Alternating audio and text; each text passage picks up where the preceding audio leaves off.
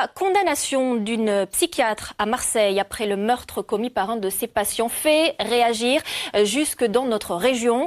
Des affaires de meurtre commis par des schizophrènes déclarés pénalement irresponsables ont chez nous défrayé la chronique.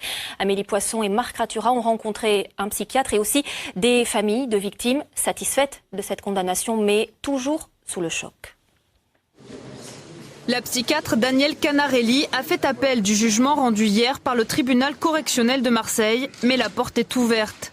Pour la première fois en France, la responsabilité pénale d'un psychiatre est reconnue.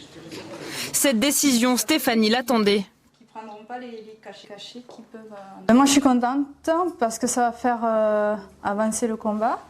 En 2003, sa mère Francine Roch est tuée en pleine rue par Bouaza Benaoui, schizophrène, jugé pénalement irresponsable.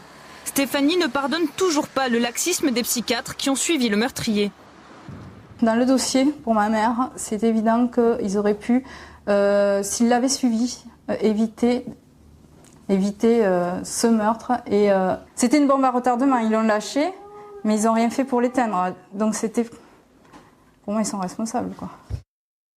Ils m'ont mis en prison, le fait de ne pas regarder, le fait de allez, il ne s'est rien passé, continue. Et finalement, c'est ce qui met en prison. Et moi, je suis en prison. Et peut-être je m'y mets, peut-être c'est les gens, je n'en sais rien. Et j'ai du mal. Le procès de Marseille est aussi une victoire pour cette association de victimes.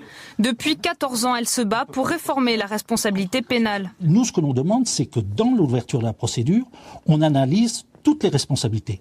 Directes, celle du malade, et indirectes, celle qui aurait pu permettre au malade de passer à l'acte. Et aujourd'hui, c'est pas le cas. Et aujourd'hui, c'est pas le cas.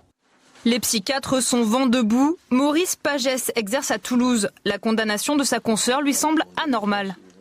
Il semble qu'actuellement, chaque fois qu'il y a une souffrance de victime, c'est authentique, il faille un coupable bouc émissaire. Et bien là, je pense que ma consoeur a été bouc émissaire. Moi, je trouve que le nombre de drames qu'il y a par rapport au nombre de drames potentiels, la psychiatrie française s'en sort très bien. Chaque année en France, 400 cas sont jugés irresponsables pour des actes graves commis par des personnes atteintes de maladies psychiques.